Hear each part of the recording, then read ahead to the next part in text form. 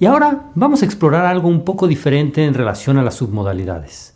Las submodalidades, como ya hemos venido explorando, tienen que ver con las características de nuestras representaciones mentales, es decir, cómo es que representamos al mundo, cómo es que lo presentamos dentro de nuestra mente.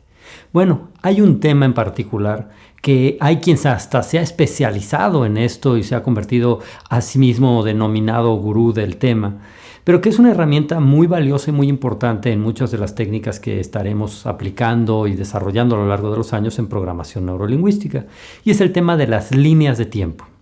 No confundirse con lo que sería una línea de vida. En algunas escuelas de programación neurolingüística ponen en el piso, incluso con papel, ponen como un trazar lo que sería la línea de la vida. Las líneas del tiempo en términos de submodalidades es cómo representamos en nuestra mente el tiempo. Un aspecto importante de las submodalidades que quizá vale la pena insistir una y otra vez es que es una forma, no solamente es características de cómo lo representamos, es el código en cierta medida para saber diferenciar una cosa de otra. Cómo sabemos que algo lo creemos firmemente o que no lo creemos, cómo sabemos que algo fue del pasado o es del futuro, es una forma de codificar, es una forma de archivar en nuestra mente. No tenemos muchas formas dentro de nuestro cerebro, en realidad todo sucede a nivel químico y eléctrico, como hemos dicho ya más de una ocasión. Y sí hay algunas cosas que se ubican en distintas regiones del cerebro, pero finalmente representaciones así no es que estén en un cajón, no es que tienen un espacio en un librero dentro de la mente, sino tenemos que crear en nuestra cabeza una forma de codificar tanto presente, pasado y futuro para saber de qué tiempo estamos hablando. Algo sucedió hace 5 años, algo está por ocurrir dentro de un mes. ¿Cómo sabemos qué es pasado y qué es futuro dentro de nuestra mente? Tenemos que codificarlo, tenemos que crear un código en nuestra cabeza. Y esto lo que hacemos o como sucede es a nivel de las submodalidades. Por eso se convirtió en uno de los juguetes favoritos de Richard Bandler el trabajo con submodalidades. En ese sentido vamos entendiendo un poco más de lo que se tratan las líneas del tiempo. Cuando tú piensas en algo que ocurrió el día de ayer, y piensas en algo que ocurrió hace una semana, y piensas en algo que ocurrió hace un mes, y piensas en algo que ocurrió hace un año, en tu mente lo tienes que representar ligeramente diferente o drásticamente diferente para saber de qué época estamos hablando. Ahora te voy a explicar lo que sucede con algunas personas.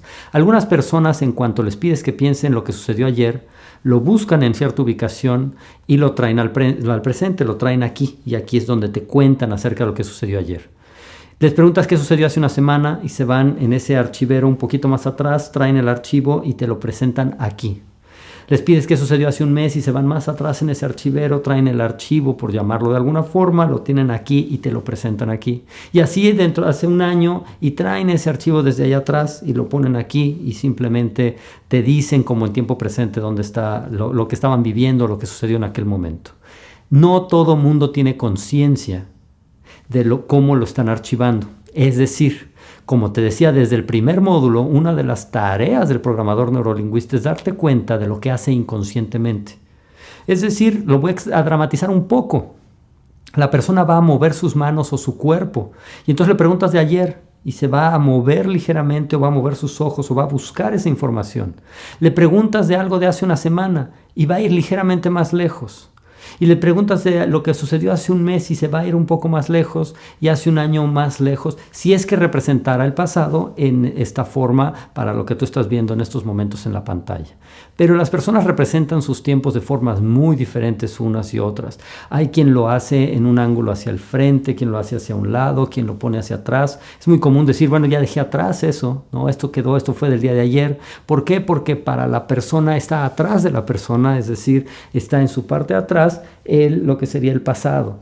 Y muchas veces representa el futuro hacia el frente y te habla del frente y mirar hacia el frente como mirando hacia el futuro. Otros lo tienen hacia un lado, que puede ser el lado contrario al que tienen el pasado, o algunos lo tienen en un mismo ángulo, lo tienen de esta forma. Nosotros cuando estamos frente a un grupo organizamos la información de forma muy clara, pasado y futuro, y el presente aquí, como ya lo había hecho mención en algún otro momento, simple y sencillamente para anclar, ya vimos el tema de anclajes, para anclar a la audiencia con la información y así podamos utilizar nuestras manos, nuestro cuerpo para referirnos a las cosas. Por ejemplo, yo sé que tú has estado teniendo algunas limitaciones, algunas dudas. Esas limitaciones y esas dudas que tuviste fueron parte de un proceso natural de aprendizaje. Si te detienes a pensar ahora, de aquí al futuro, todo lo que vas a ir aprendiendo, todo lo que vas a ir obteniendo en tu vida a través de este conocimiento, vas a llegar a este punto en donde te vas a dar cuenta de lo fácil que fue llegar aquí.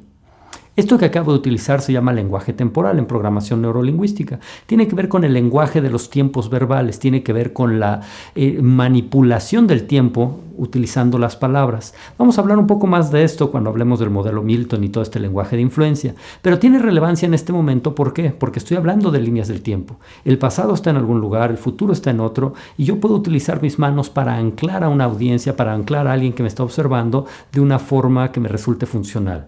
La persona tiene unas dudas y yo muevo sus dudas hacia el pasado. Las puedo ir moviendo, primero cambiando gradualmente incluso mis tiempos verbales a un tiempo continuo, como yo sé que has estado teniendo algunas dudas, y esas dudas fueron, y ya lo moví hasta allá, fueron parte de tu experiencia natural de estar aprendiendo.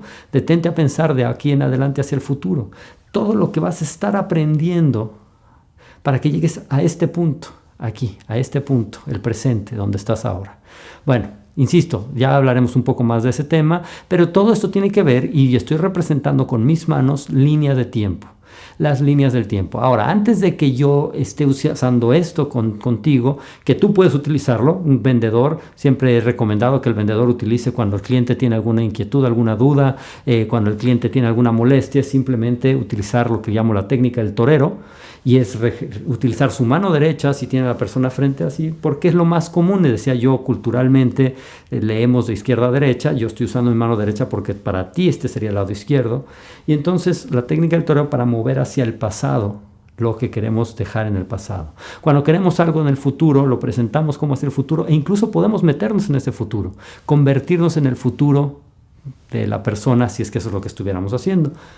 Otra vez te estoy dando algunas ideas, lanzando distintas ideas, que todo tiene que ver con el tiempo. Ahora, si tú en este momento estás aprendiendo sobre el tiempo, lo que te estoy comunicando, y que puedes repetirlo varias veces y te es de utilidad hacerlo así, tú puedes de alguna forma programar en otra persona el tiempo. Tú puedes de alguna forma anclar a la persona lo que es pasado, futuro y demás. Cierto.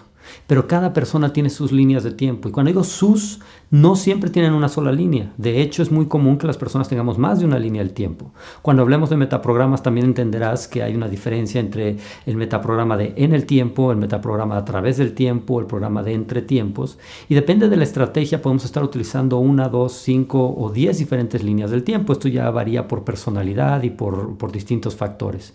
En este momento estamos hablando primero de una línea del tiempo. Si tú le pides a una persona, tomando en cuenta un contexto en particular, por ejemplo, cumpleaños, y le pides que te cuente cómo fue su último cumpleaños, el más reciente que haya tenido, y le preguntas cómo fue su cumpleaños anterior, y le preguntas cómo fue su cumpleaños hace 5 años, y le preguntas cómo fue un cumpleaños de hace 10 años, y que te hable de las diferencias entre ellos, primero estás obligando a la persona a brincar algo que se llama entretiempos. Insisto que hablaremos de esto con metaprogramas, porque solamente va a estar brincando entre los tiempos que cumplen el criterio. ¿Cuál es el criterio? Cumpleaños. Pero esos saltos estarán en una línea del tiempo, estarán en alguna dirección.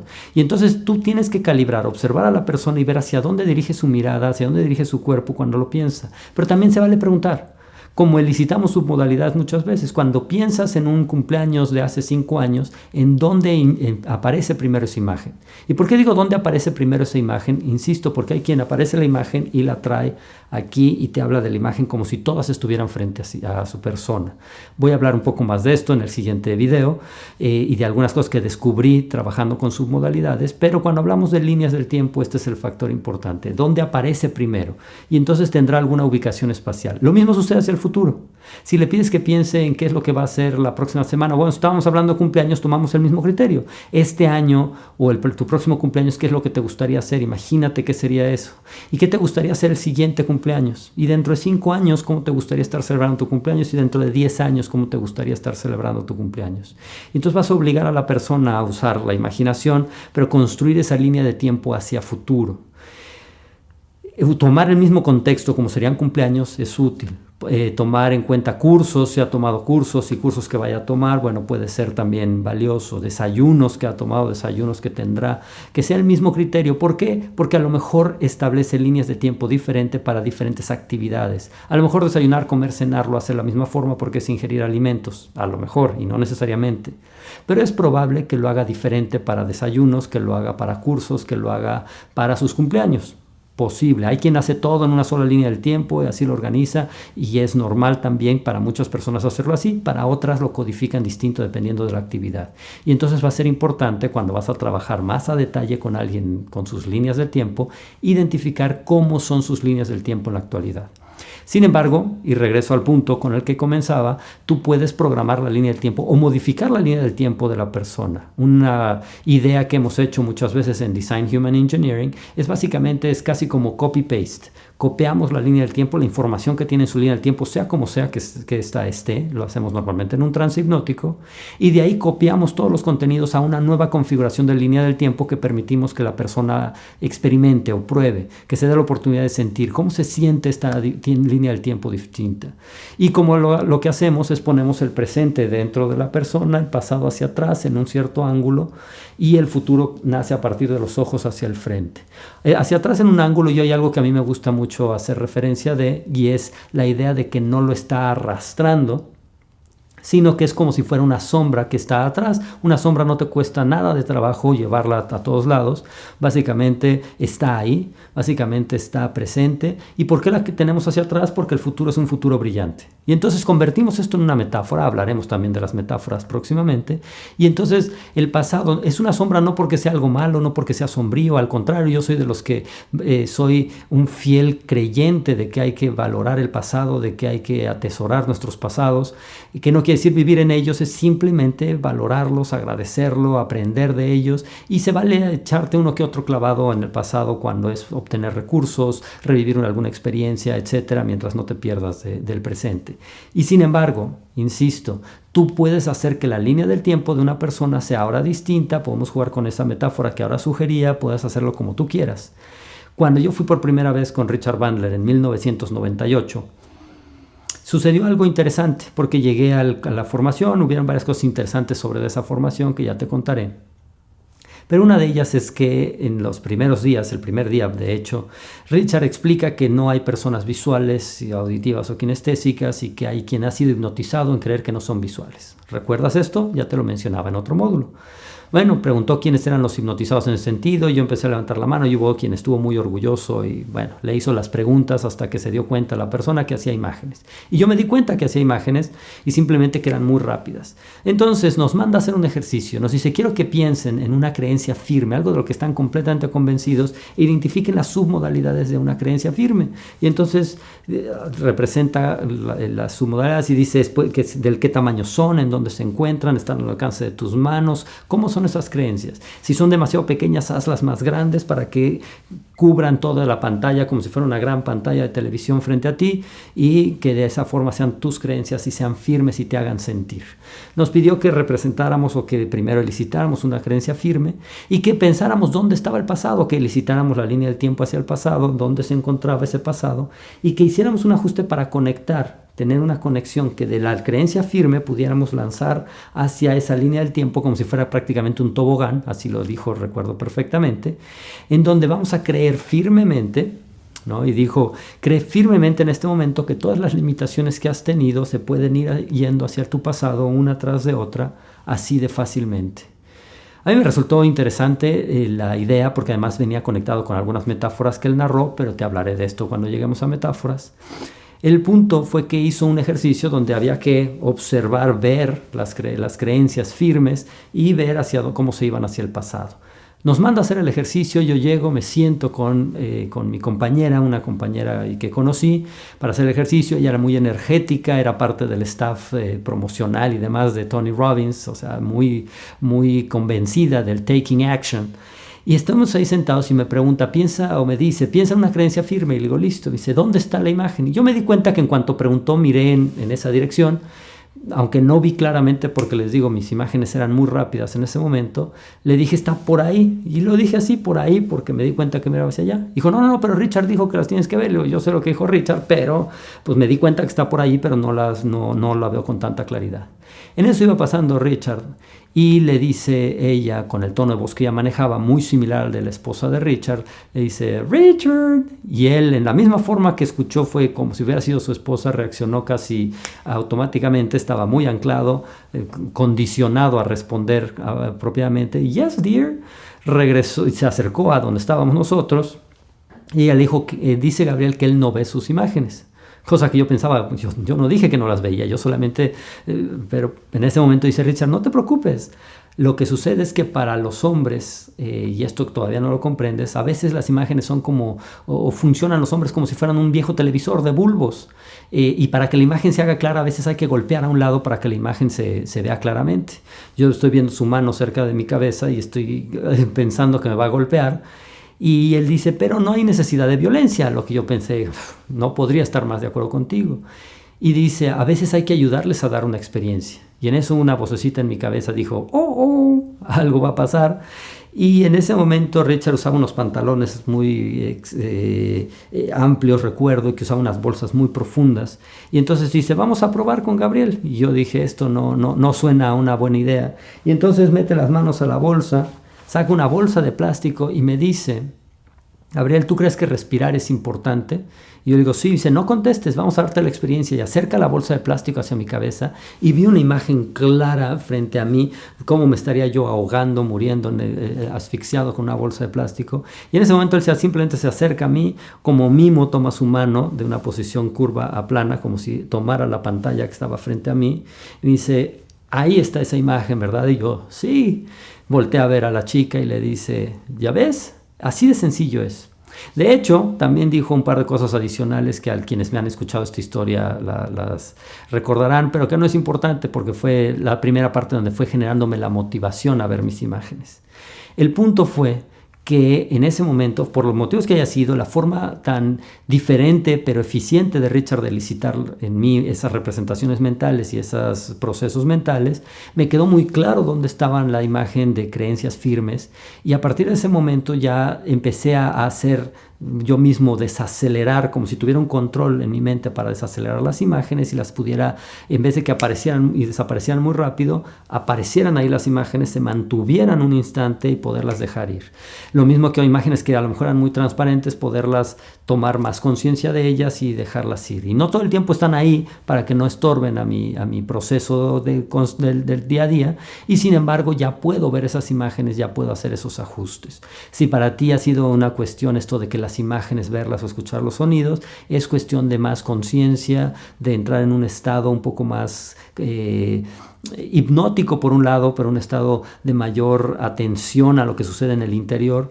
La meditación muchas veces ayuda y demás para tomar conciencia de cómo estás representando las cosas. En la línea del tiempo, las líneas del tiempo, las personas las representas en distintos lugares porque necesitan tener una diferencia. Si las tenemos todas en el mismo lugar, tiene que cambiar la brillantez. A lo mejor el pasado es más oscuro, como una película vieja, y el presente es más brillante y el futuro está como más iluminado. O sea, a lo mejor el presente es colores realistas, vívidos, y hacia el futuro está más como hacia blancos.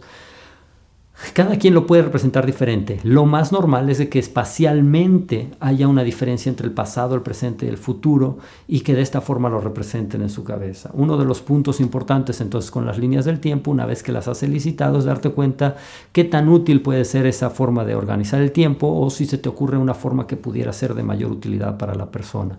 En este ABC de la PNL no nos vamos a meter en tantos detalles de optimizar las líneas de tiempo en términos de problemas específicos, pero sí lo vamos a utilizar en ciertas técnicas. Nada más piénsalo así: si la persona vive atorada en el pasado, como dirían algunas personas, a lo mejor tiene el pasado enfrente de sí y no lo tiene hacia atrás.